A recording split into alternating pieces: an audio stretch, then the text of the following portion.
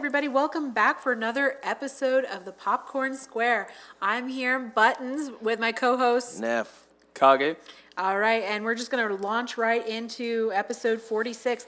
We're going to be looking at some very interesting topics that we've been kind of communicating off mic about over the last couple of months, and it has to do with performance in theaters from 2023 and even going all the way back to 2019, really, where we're seeing very strong box office numbers, you know, obviously pre-pandemic and then coming back from the pandemic. And we're looking at 2024 comparing how this, this year's performance in theaters, these movies are not making money. I mean, some of them are pulling in, but if they only have a small budget. Otherwise, we're not seeing a return of investment for a lot of these big Hollywood movies that, you know, they were banking on making, you know, numbers like they did last year. I mean, granted, there was, I believe we said there was 3 of them that hit close to that $1 billion mark. And, you know, then a littering, you know, all the way down to, you know, just a couple million. But those films, the smaller budget, we're still seeing, you know, these multipliers like 2, 3, 4, 5, you know, even all the way up to, you know, well, actually, I think the biggest one that we did see was about a 6X last year. But even still, that kind of money is what funds these studios to go make new movies for our future viewing pleasure.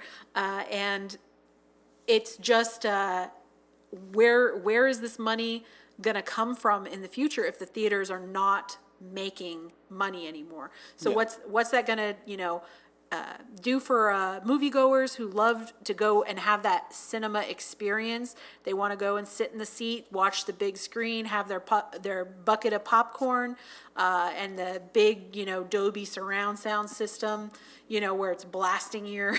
Yeah, it's not about them. It's not just about the film. It's the experience that comes with it of going to the movies. I mean, you know, growing up, I'm sure I can speak for everyone here in our group that it was what you wanted to do with a group of friends on the weekends. You wanted to go out and see a movie. If you were going to take somebody out on a date, you were like, hey, we're going to go dinner and a movie. Like, it was just a very common practice. And this goes all the way back, you know, all the way back to, you know, like the 50s when theaters were the only source of entertainment, really. And, you know, you didn't have as many options. So it was like, what are you going to do? Well, we're going to go see the one movie in the theater. Yeah. You know, and heck, we might even go see it 2 times, you know, depending on for if I 5 go. cents. Well, right. Well, because even back then, you weren't getting your money off the ticket sales. You were still getting the money out of the concessions. But, you know, we're just going to take a quick look at, you know, why we're not seeing, like, what our theories are on why we're not seeing the return to theaters, why we're not getting people to come out and see these films. Is it the films that are not good? Is it the, you know, the previews or the marketing of these movies? Are people not getting the information to, like, you know, we talked about in the previous episode, The Exorcism, where, hey, it's coming out, but everybody's like, oh, I didn't even know that movie was coming out. So it kind of flew under the radar. So is that a fault, you know, in our advertising and marketing for these studios? Kage, what are some other thoughts that you would say might be reason why people are not going to the theaters? I think it's a few different reasons. First and foremost, inflation. Things are just getting very expensive, so people are getting very, very selective over what they drop their money on. Also, too, we have the writer's strike that happened, and I think that affected writing. It's like we don't know. Us commoners, we're not in the industry. We don't know what they settled on exactly. So you think they're holding out on, like, good writing because they're no, upset? you don't understand. Like, we don't know what they got in their deal to break the strike, but maybe they got the bare minimum, and their writing is kind of subpar because they're like They're just waiting for the next time the strike's going to come around. and I'm just spitballing theories, but also too, I think another reason is they might not just have faith in their product. You know what I mean? Like, studios? well, think about it. I've seen it in the gaming industry as well, where if a studio really believes that their game, their movie is going to be the talk of the town, everyone's going to like, they're going to put out trailers, they're going to show interviews, there's going to be articles, they're going to promote the heck out of that. They might even have the stars of that movie doing panels. You know what I mean? Comic-Con, it's like, oh, we're promoting, like, they're going to do an Entertainment Tonight, Entertainment Weekly, you're going to see interview, like, they're going to promote the heck out of it. And if they don't have confidence in it, then you might not hear anything about it. That's just my theory. Well, because I saw a trailer. I don't remember what movie it was for, First Omen or Tarot, where I saw a preview for The Exorcism, but I remember bits and pieces of it. It wasn't clear when the movie But was coming. it wasn't very clear, right? And I saw the preview and I was like, huh, okay. Like, it wasn't kicking my doors down or anything, but I'm curious. You know, it might be a stream at the very least for me. We'll have to see. But yeah, if you have faith in your product, you're going to promote the heck out of it. Well, let me ask you this, because, you know, we've talked about the Fall Guy, and I'm just throwing this one out there because I know that they threw quite a bit of money as far as promotion for this movie, and it did not do well at all in theaters. I mean, I don't think they got their production budget back. I mean, obviously it's still going, but I think, you know, they're going to be lucky if they break even at the end of the day. And, you know, we talked about some of the reasons why, you know, Fall Guy might not be, okay, actually, I'm looking at Fall Guy on my list here. They're sitting right about at their production budget. But the question that I have is you're saying, you know, if the studios don't have faith in their product, they're not going to spend as much promoting it. But the Fall Guy, they promoted quite a bit. You had, just as you mentioned, the actors, the main actors, Emily Blunt and Ryan Gosling, they went out, they were on SNL, they were, you know, out there on the talk shows, they were promoting the movie heavily, and you could tell that they were excited about the project. You could tell that they had the enjoyment behind, you know, the working together and everything with this movie. I think they had great chemistry in it as well, but it fell flat. It did not perform the way that the studios were hoping that it would. And so what do you think is the reasoning behind that? Because that obviously is not a lack of faith from the studio. Do we think that that has to do with what you mentioned before about, you know, inflation and money worries? You know, in the previous episode, we talked about, you know, the fact that it's an election year. Do we think people are kind of concerned about where their extra disposable income is going? Or perhaps they're just looking at other titles and being more selective later on in the year, saying, oh, I don't want to waste my money on this. You know, I know I'm only going to be able to spend so much and see a couple of movies this year because I'm worried about, you know, how expensive everything is now. So this one is not piquing my interest. I'm going to save it and wait to take the kids to go see Inside Out 2 because Yeah, that's a good point too. you know, or Despicable Me, you know, something like that, a family flick versus a date night movie. Right. Yeah. And that loses a lot of moviegoers when they're having to be very choosy about Also, that. too, you made me think of something. You said date movies. It's like back in the 90s, back in the 80s, dating was different Right. than it is now. You do a lot. There's a lot less going on, but now we have. Now we just have Tinder. Well, yeah. Kage is making a great point, and I do not want to cut him off. He's making a great point here. I don't think people are even dating like that anymore. Exactly. So that's these movies my, are not that's my appealing point. because no one's going to actually go out on a date. So no, The Fall Guy is not going to appeal. Now, that doesn't mean that The Fall Guy is a film that's specifically for couples. It's just you could tell that's the demographic they're aiming for. It's a romantic comedy with some Right. action in there. Yeah. They Yeah. got two big stars in here, A-listers here, Yeah. that had damn near billion-dollar films last year. They said, oh, we're going to do a romantic comedy with these people. Very, very safe. I believe maybe like PG-13 maybe this Yeah. was. I don't think Yeah, this is I'm pretty rated sure. R. No, it's not R. Right, and we're going to put it out in the summer. No way this doesn't work. But they didn't look Yeah. at the Well, there's- actual. They didn't look at it from I guess you want to say, a macro standpoint. Like they didn't look at the landscape of the direction of dating in America. Yeah, And so like it's kind of showing. dating is a completely different experience in 2024 versus 1994, 1984, and so on.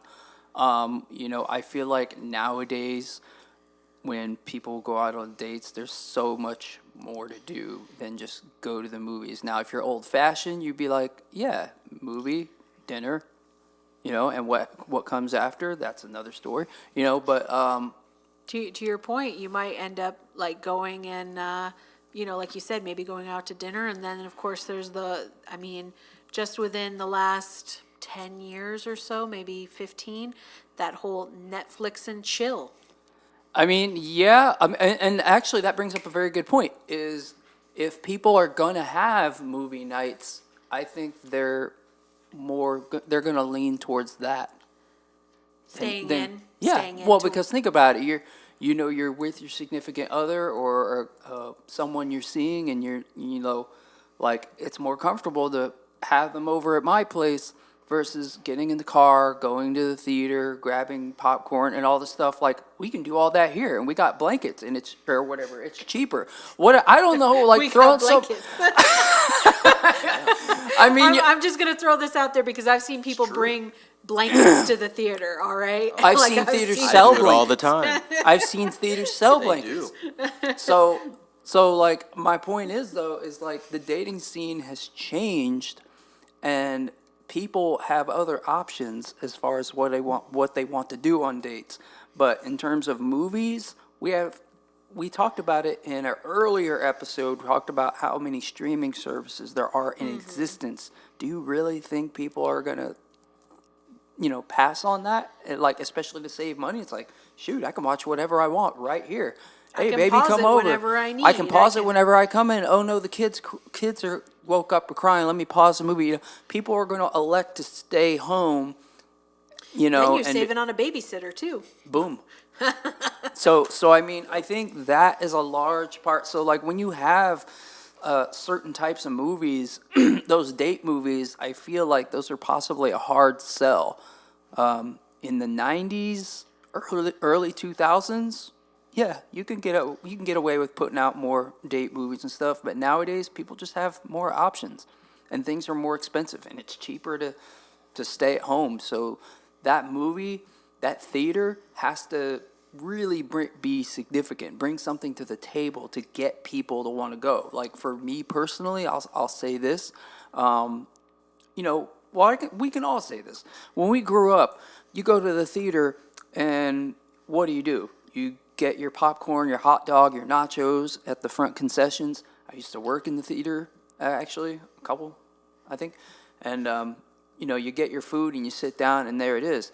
Well, nowadays, we're changing it up. Now we have seats that recline. You push buttons and they bring food to your chair, and it's not just popcorn, nachos, and hot dogs. Now they're bringing burgers, entrees, beer, like depending, I think. So I will say this, just because, we're talking about, our past. I had a theater in my hometown that they did have that feature. Now, you ordered before the film started, and usually what they did is they would play, at least for me, because it was part of a daycare that I went to, and so it was like a whole group of kids that would go to these theaters. And yes, they were older films, like maybe not the brand new release Yeah. of stuff, but hey, it's been out for a couple of months, we still have it.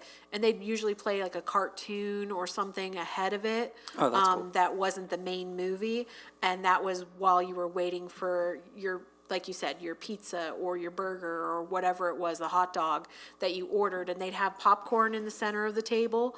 And, that was like free refills on the popcorn because that was included in your movie purchase. But then like all the other things, your drinks and your other food you paid for. And they had it set up like a regular table. So it wasn't as comfortable as a reclining chair, but actually it was usually a lot more comfortable than a standard theater, those, fold down chairs. There that they was have. a theater in St. Louis where I was at years ago. They had sofas, and I never got to go to it. But I'm like, that sounds pretty cool. But kind of bringing it all back, I think about what can theaters do to put more butts in seats? What And- can we offer? That's What a good concessions? point. Can And we that- improve the exactly. food? Can we improve We've the got seats? alcohol, we've got We've ice got cream alcohol. now. I mean, heck, the alcohol alone you would think would be enough to get people. But again, things are getting more expensive. People are getting more selective. People are going, you know what? I can drink at home. I can take my shoes off at home. I can have a blanket. I can do whatever the heck I want because I'm watching at home and saving money. And I don't have to get distracted by people And I don't have to talking be around me. distracted. So let's take that idea and expound upon it. What do you think is the direction, and then what do you think is going to be the solution? Ooh. That's for both of you guys. Okay, so, You think they can turn it around by just having more pictures that people are interested in, or do you think the damage is already done? Me and Kage have spoken about this offline about the gaming industry right now and how there's starting to be a turn in how people are looking at these games that are coming out because they're being fiddled with and stuff like that. And people are not liking the trajectory. in-game purchases and stuff like Right, that. there's a bunch of Yeah. things going on in the gaming industry. We don't even have to talk about the price gouging that they're hitting people with now, but we're just talking about the storylines of the games, the characters, how the characters look, different things like that. And so that's starting to make its pivot in the gaming industry. But I had told Kage that I think it's already happened in cinema, and now you're starting to see the antithesis of what happens when the people that actually go out to watch your movies and support your industry have kind of turned their back because you turned your back. So, like I said, do we think there is a solution to this issue, or do we think it actually gets worse? What do you guys think? Button, you want to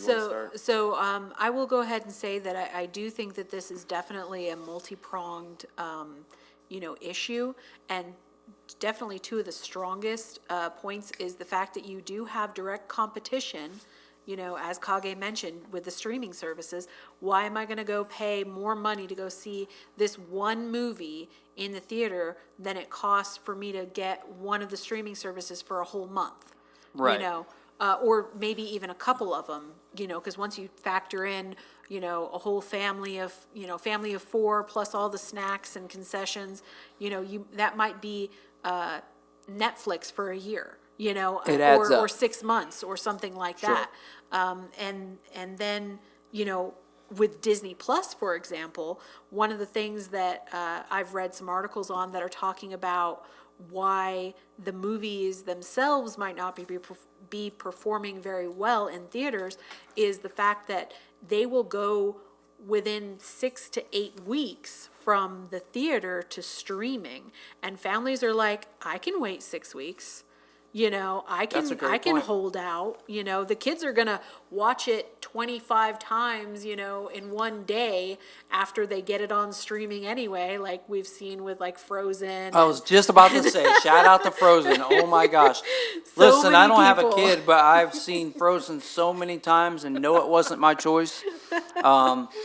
Funny short story about that. Went to go help a friend move around that time that movie came out.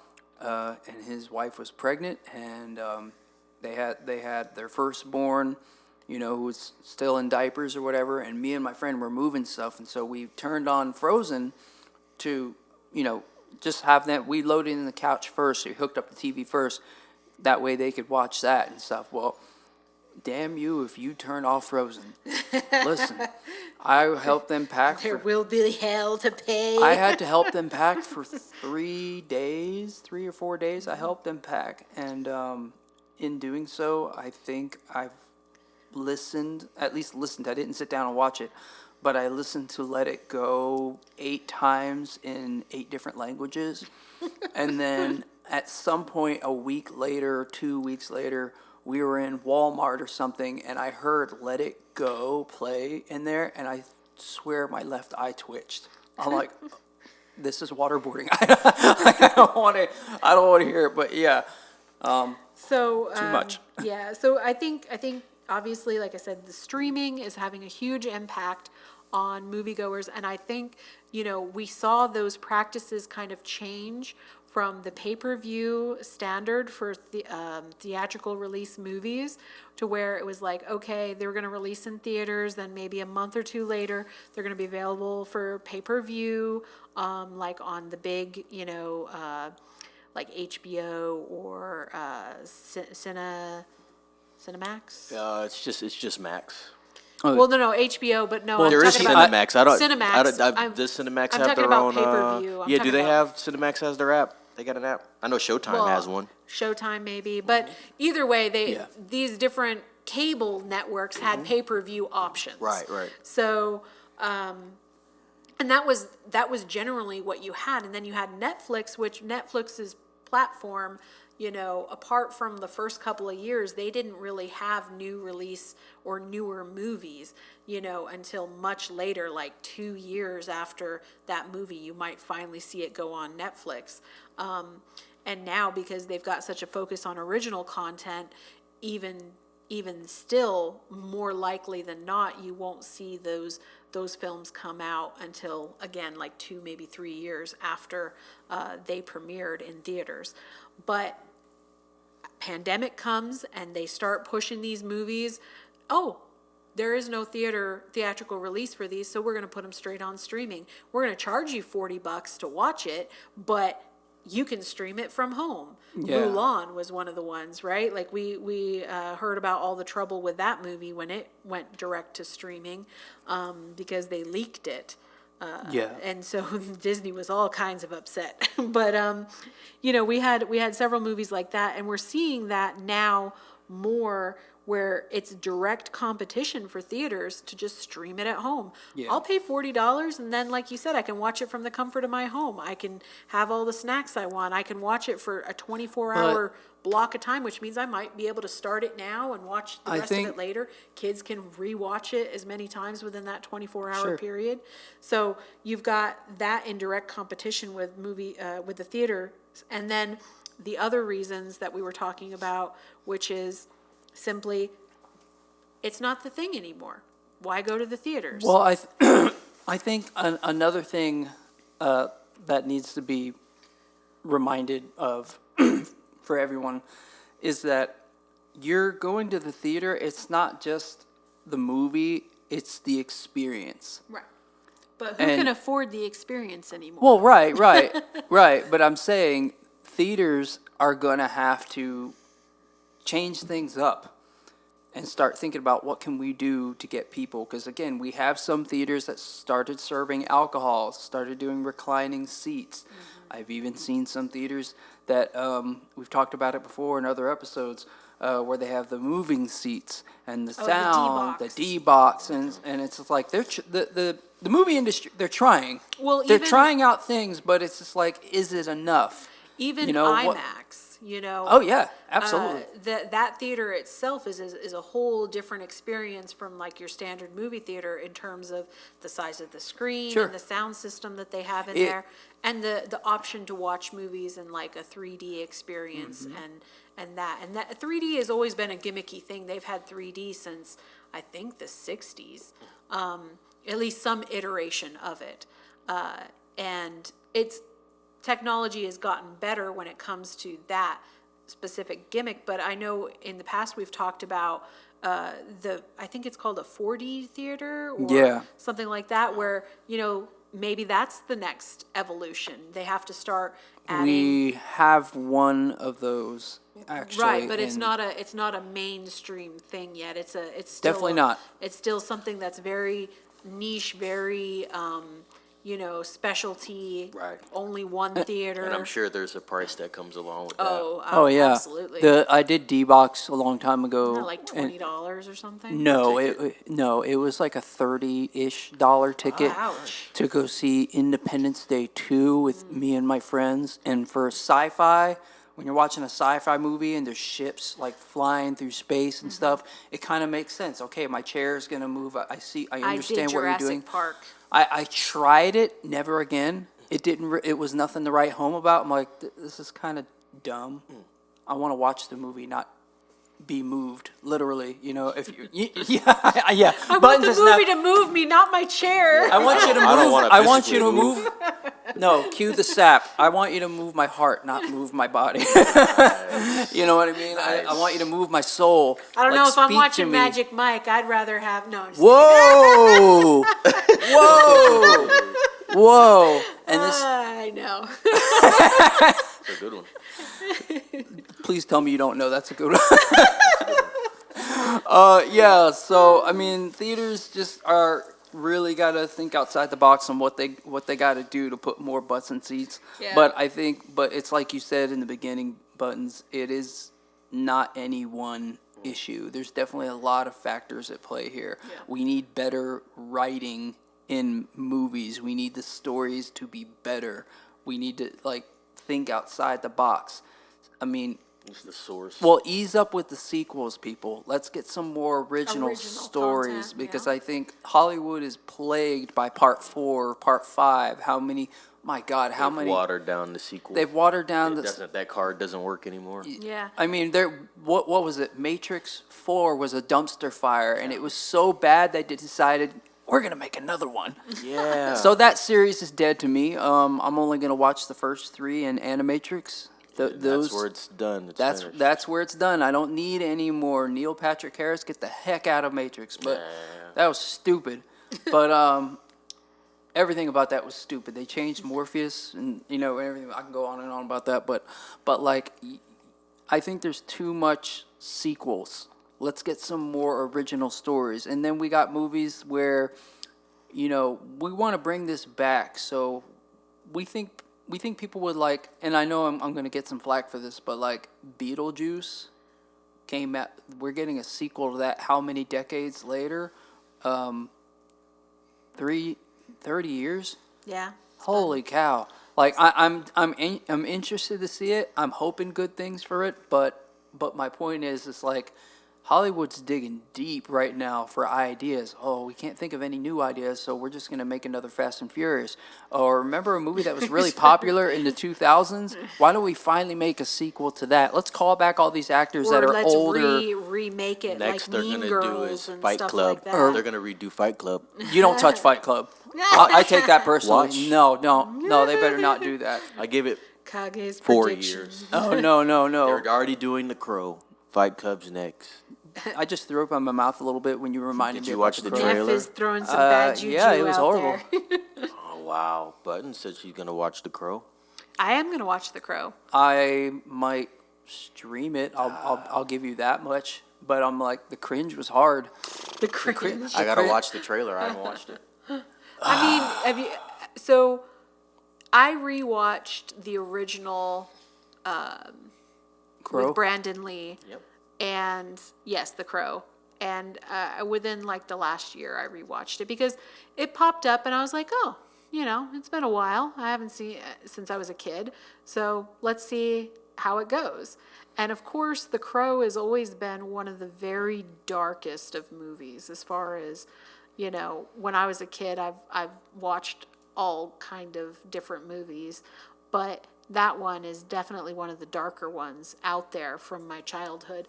And watching it, I was like, man, they would not be able to put a lot of the stuff that was in that one in a modern movie. So I am kind of interested because the scenes are triggering that they had as far as the abuse. Yeah, and that is kind of where you get into, I think I even talked about this before with the original Footloose. There's one of the guys beats the crap out of the girl, the teenage, I don't know if they were dating or what exactly the story was there, but he just beats the crap out of her. And then they redid Footloose, and that they didn't have that in there. I think there was maybe some pushing or shoving, but there was no he just all out wails on her. And not to hate on movies from the 80s for being more graphic, but I guess I guess the realism behind it is, that whole extra sensitivity that there is now in theaters. They're like, hey, or in movies and television. everything that it's right now. Yeah, exactly. Let's not like, sugarcoat it. It's everything. Well, It's in the gaming industry as well. Yes, and they're saying, hey, we got to put trigger warnings on things. We got to sit there and say, hey, some of this content, might be disturbing to people who are victims of domestic abuse or have, problems with XYZ, right? Whatever it is that they're trying to censor the content on, or to give you a upfront, like, hey, just so you know. You're That's touching what's in here. You're touching on another aspect that's plaguing Hollywood right now, is that when they can't think of any original ideas, they do sequels or they do remakes and reimaginings. And the problem is a lot of stuff that was in the 80s and 90s does not fly today. Right. And so now they're having to compromise their source material, the integrity of their stories, to try to tell their story as it was originally written, but at the same time to not piss off the world. And we're a very, very, very sensitive world right now. We're in very turbulent times, and so we got to watch what we put in our movies. It's like we did it 30, 40 years ago. Not so cool now. Yeah. Neff, we haven't heard a lot from you. What are you thinking as far as, what the theaters need to be doing in order to get audience? I don't know what they can do, but the entertainment industry needs to clean up the saturation. It's too saturated. I want you to go through your list of Netflix releases or streaming releases. Do we have more streaming releases than theatrical releases this year? I'm gonna lean That's towards the yes. problem. Because what happens is when you have all that access, I don't need to go to the movies. I got plenty of stuff to watch at home. Even if it's crap, I still could probably find 1 out of 5. I'll take my chances. Oh, what's coming out? Oh, I don't know who these people are. You know what I mean? Oh, they'll do another movie next week. Yeah. Or like you said, oh, we got Inside Out coming up. We're going to pass on Bad Boys. Right. And then I got to take the kids to go somewhere when I go watch Bad Boys because it's violent. Yeah. You know what I mean? Yeah, Or that's the other there's a aspect. joke If here and you have kids, that automatically nixes a so bunch I of think movies it's that you're really an gonna see. oversaturation issue, and it's one of those things. It's almost like ADHD, where it's just like you're getting hit with so much information that it's like, okay, well, I'm just not going to do anything because it's Right. too much. Like it's too much. Yeah. Whereas if you limit That's a great the point. amount of options people have, then the options become more important. to you. Clearer. And It's like to we your- see about grocery stores. Well, right. That's what they say, like Mm-hmm. in Russia, and I've never been to Russia, but I've heard it's like you have 2 choices of cereal.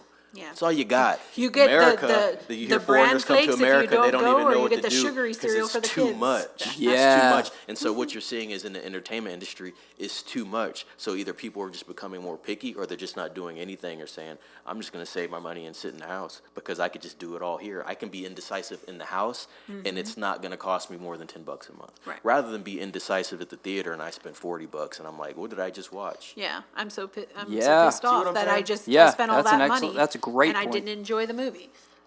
And I You're could basically shooting in the dark now. Funny, what I mean? funny Like- thing that you talked about, which, this brings into, ties back into our conversation about the big box office numbers that we had last year. The 2 highest grossing films were Barbie and Oppenheimer. And Okay? they both 'Cause- came out on don't misquote me here, it was either the same day or within the same week.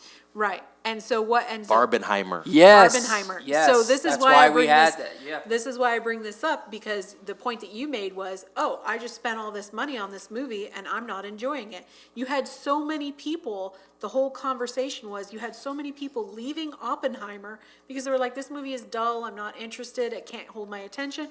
Let's go across the hall to Barbie. And they snuck in and watched Barbie instead of finishing Oppenheimer. Oppenheimer still got the sales. The money still went to that movie. People were drawn in, interested, and then when they sat down and were watching it, they were like, Yeah, I let's agree go with. something lighthearted. Let's go find something that's got a little bit more humor in it, or isn't so heavy.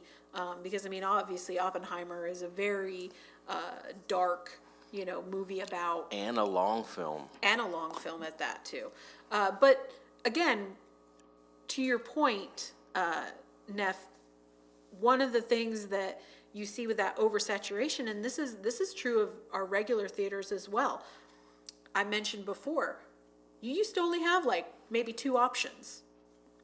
You know, for like a whole month, you had like 2 options because they were like, first of all, they weren't producing as many because you had fewer studios, and then it took more time to get these projects off the ground and get the cast and crew together to film and then edit and release it. And we didn't have international films coming over and things like that like we do now. So we have studios from abroad as well that will give us more options in our theaters. But with streaming, they're competing not only with movie theaters, but also cable. So they're throwing lots of content because they want subscription services, just like how cable works. That's the, you know, if you can get locked in to somebody paying $10, $15 every month for a year, then they don't even care about the fact that, you know, you might sit down and turn on Spaceman and then decide halfway through, you're like, you know, I'm not digging this movie. Let me switch over to Scoop, or let me watch Lift. That's that's going to be a funny movie. You know, I thought Spaceman, Adam Sandler, I thought it was going to be funny, but it's not. So let's switch to Kevin Hart and we'll watch Lift, you know, because I know that one's a comedy. So just to give you guys an idea for how much content is really across these streaming services. Netflix, as far as I could tell when I was doing a search, just trying to find what's come out thus far this year, I've got like at least 20, 30 different movies that have come out since January of this year. And these are just movies. That's not including the TV shows that they've put out or even documentaries. Because they'll do reality TV and documentaries that are slated like about an hour and a half to, you know, hour 15, hour and a half or so, maybe a little bit longer depending on the content that they'll put out as original material as well. Because there's those people who love documentaries and reality TV or reality shows. What was it, Tiger King? Dear Lord, that thing was huge. I still have never watched it, so. I have. But It was weird. yeah, and Prime, you know, they're probably the next biggest as far as original content movie-wise. They had at least 12 titles come out, and I'm not seeing everything. I'm seeing some of the bigger names and things that they're pushing within the streaming service to promote and throw it out there and be like, hey, watch this, look, get interested, you know, look at what we're doing. And you want to keep the subscription to this streaming service because look at all the stuff that we're giving you that you can't get anywhere else. And that's what it comes down to is this is original content. In order to watch this stuff, you can't go to the theater and watch it. You have to watch it on our streaming site. I'm starting to surmise that the film industry has made a bad mistake. COVID kind of spurred it, but they've made a bad mistake. What I think they're doing is they're actually taking their chances with the streaming service because they think they can profit more because they don't profit from theaters. And I the think streaming So service they're like, is going to give let's them a cut chunk out of the money. middleman and just put it on our streaming platform and charge them and then raise the price to say, hey, no ads. And so now we don't have to deal with the theater anymore. We just give it to you on demand at your house, and we're going to try to bankroll that because us putting it in theaters, one's costing a lot. We're not really making that much no more because people don't want to go to the theater. So why not just give it to them at their house? And then we'll put it on a month after. That's why it's hitting streaming so fast. I think the streaming time is actually a lot faster than it was because before when the streaming stuff started, it take like 3-4 months for a movie to be on. Even if that, it might even take a year. Now a movie's out there in a month. weeks. Yeah, and that's what we were talking about with Disney I think Plus. Furiosa is on streaming right now. What? I don't know if it's on Max, but I think it's on. It's on demand. I know that for sure. And for I sure, think they yeah. said they've speculated that there's going to be a Max release on the 21st of June. I'm curious what the viewership will be for Furiosa once it hits streaming. Well, and you know, most of the We'll have time to with look at that, that. I is really want to know the that. only thing that they really report on is hours watched. So, you know, because that's the only gauge that they really have. So Sure. you might sit down and say, okay, I started watching half the movie, and then I stopped and I didn't like it. So that's 1 hour. you Yeah. know, versus the fact that the movie is 2 hours long or whatever. Yeah, I mean that's a good point. I feel like, well, like in terms of Furiosa, people, I really enjoyed it. I think we all enjoyed. haven't If seen you haven't it. seen it, I highly recommend you go see it. I actually could watch it right now if I wanted. Neff and I really enjoyed the film. Very surprising that it came out on Memorial Day weekend and did not do well, box office wise. But I'm hoping that people will see it and give it a chance once it hits streaming. It's a good film. People go see it, give it a chance. I think we're seeing a very big problem in the film industry of quality. We're looking at quantity over quality. Right. I think that's what's going on right now. We got studios. I suspect that they're they're just shoveling out movies, stories, or whatever, just to kind of keep them afloat after the strike, and then hopefully we'll see the quality of the films improve. But I don't know. COVID is a big factor, huge factor. I think that was the first big hit of the film industry. We had a lot of stuff happening. I don't know if that'll ever happen again And in the our strike lifetime. did not help. And the No. strike did not help. We had Mortal Kombat, we had Dune show up in theaters and streaming services at the same time. Do something real quick, Kage. Please list the listeners all the billion-dollar films that we have gotten information on. Yeah, and yeah, lead yeah. into the rest of your conversation. For sure. And then compare it to what we have now. Yeah, so right now, so going far back as 2018, okay, we're talking about billion-dollar films here. We had 5 for 2018. We had 9 for 2019. Good Lord. And for the record, 2019, most notable, that was Avengers Endgame. Yeah. A lot of movies came out in 2019, but that's a big one. 2021, we had 1 movie. Was that Avatar? Spider-Man. Oh, that was the Spider-Man Spider-Man. one? Yeah, Avatar was 22, which he's going to Yeah, 22. so 2022 had 3 movies. 2023 had 2 movies. Which we talked about that being Barbie Yep. and Oppenheimer. Yep, those were it. And 2024, we don't have anything we yet. don't have anything yet. still We're calculating. still calculating. It's not looking good. We've got a couple of contenders, you know, we're basically just doing like the horse, you know, betting on the horses at the races right now. We're kind of like, I mean- pick your horse, you know. Who do you think is going to actually get close if they reach that $1 billion mark at all? And it's right now it's anybody's game as far Yeah. as, you know, what we have coming out with how poorly the theaters have been performing. And, you know, I want to take a moment to really impress upon the fact that with the theaters performing as they are currently and the lineup that we have for the rest of the year, if these numbers do not improve, if we do not have enough movies that reach at least around 700, I think a lot of these studios are going to seriously start pulling back budgets because they're going to have no other option. We're going to see studios have to go under because there's no money. And we've seen this with a couple of theaters, but usually it's spanned out, it's stretched out over, decades before a theater finally goes, oh, well, that was the one that finally did it for us. We lost so much money and we've been drowning for the last, 5-10 years, and that just used up the last of our reserves, and so we have to be absorbed. Good Like point. we've I seen think Disney Coach, you got picking Kage. up these Well, I'm studios. like, the more we talk about it, the more and more my mind just goes back to COVID. COVID really screwed up so many things But I think we in were the entertainment already, industry as a whole. I feel like we were already on a downward trajectory Yep. with the streaming service competition because, Sure.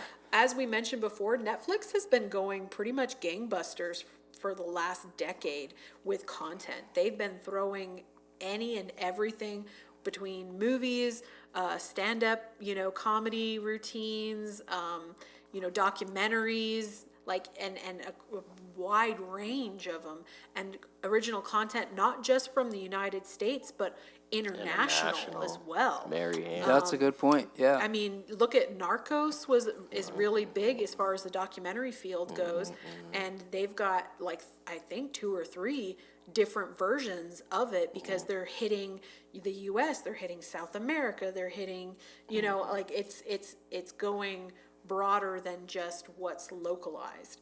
And, you know, even when you throw out the different genres that are available, as you mentioned, Neff, there's a wide variety of content. Yeah. And it's going to hook somebody. And if Yeah, you for start sure. to watch it and it's not for you, you just switch to something else. Easy. Because you got the options. Too much access. And it learns, you know, what you you prefer. like. So it's going to throw up, oh, you love those paranormal, you know, reality type. Check this out. Yeah, here, Yeah. we got something for you. And we've got a catalog because, you know, like I said, for the last 10 years, we've been watching what people, you know, are watching on our streaming service and providing them content. And it even seems like, great point, it even seems like even with these other studios now jumping into the streaming platform, I guess, arena, even with them trying to cut access off to Netflix has still been able to do well. Yes. Yeah, You know what I Absolutely. mean? You don't see any Disney stuff on Netflix because Disney Plus is up. Like, so they're not letting them have, you know what I mean? But they're still, it doesn't really affect Netflix. Still, they're like, okay, you can have Star Wars. Like, you So know, yeah, like- but so the question there becomes too with these theatrical releases, because we talked about Netflix having the original content, and then streaming services like Hulu, Paramount, Max. Those are having some of these theatrical movies go to their services first, but they're paying for a subscription. They're basically, the studio is saying, we will let you rent and stream this movie for a set amount of time. Correct. Because I have literally seen one movie, because I have multiple streaming services, one movie go from, hey, this is leaving Paramount soon, or something like that, yep. Prime, and then it pops up on Hulu. wow, yeah. And then it pops up on Paramount, or, you know, it just shuffles around. And so the studios are still making money Yep. off of the copyrights of these movies.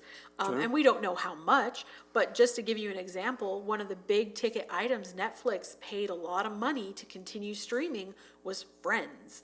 Friends is like, I think, God, like 10 seasons or something ridiculous like that. I mean, I don't know what the exact number is, but they had all seasons of Friends streaming on Netflix, and Netflix paid like $1 billion or whatever it was for a year of that catalog.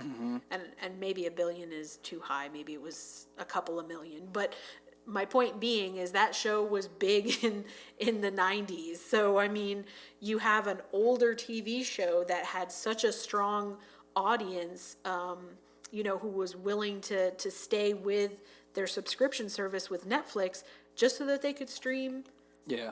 And the same thing with And- like The Office is another big one. And that goes into what Kage was saying, no more new ideas. We're willing to pay $1 billion for something old that works over put $1 billion into something new that could be the old. Yeah, well, but that's not But true with it's- Netflix, because it's- they yeah. keep throwing Yeah. money. Well, yeah, year Netflix after year, Netflix yeah. always runs But- through a But deficit. the reason why they did that is because I think they finally made a profit out of their whole existence. Like last year, like one quarter, they finally made a profit. But Netflix just runs into debt. That's their motto. right, but what I was getting at is the reason why they started pulling away from the copyrighted material is because they realized that if they have a huge catalog of stuff that's theirs, just theirs, then you don't have to worry about having to pay copyright anymore. Sure. This is our catalog, we own this, like Disney, we own this stuff, like this is ours. If you want to stream Spider-Man, you know, Sony goes out and says, hey, you want to stream our Amazing Spider-Man or the Tobey Maguire Spider-Man or whatever, you got to pay, you know, and whoever picks it up, whether it's Hulu or Max or Netflix, Yeah. they have a limited run. They say, yeah, you can stream our shows for 6 months for this price. But the a streaming year s- for this price. But the streaming services, you know, they're messing up with the oversaturation, but they're also messing up with like we're gonna oversaturate the market, with movies, but while we're doing that, we're also gonna up the rate. Yes. So all of them are upping the rate, and now people are looking at the theaters, what's I think coming out in Max theaters. Max just upped their rate recently too. Yep, I Yeah, saw see what I something mean? about that. And they're all doing it. They're all doing it, and it's just like, okay, do I go to the theater and have the theater experience, or do I stay at home and have the Confuses experience? the customer.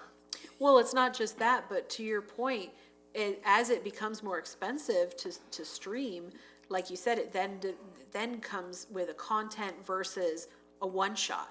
Sure, Yeah. I could have the experience, but that's 1 2 hour movie for, $40, $50, just an average, let's say, that's how much Buckle you're up, spending folks. each time. Grab your wallets. It's Versus- going to be as long as these. Versus even though they've upped the price, and let's just say it's $20 a month to do one of these streaming services, that's still a couple of months of a variety of content that you could watch anytime that you want.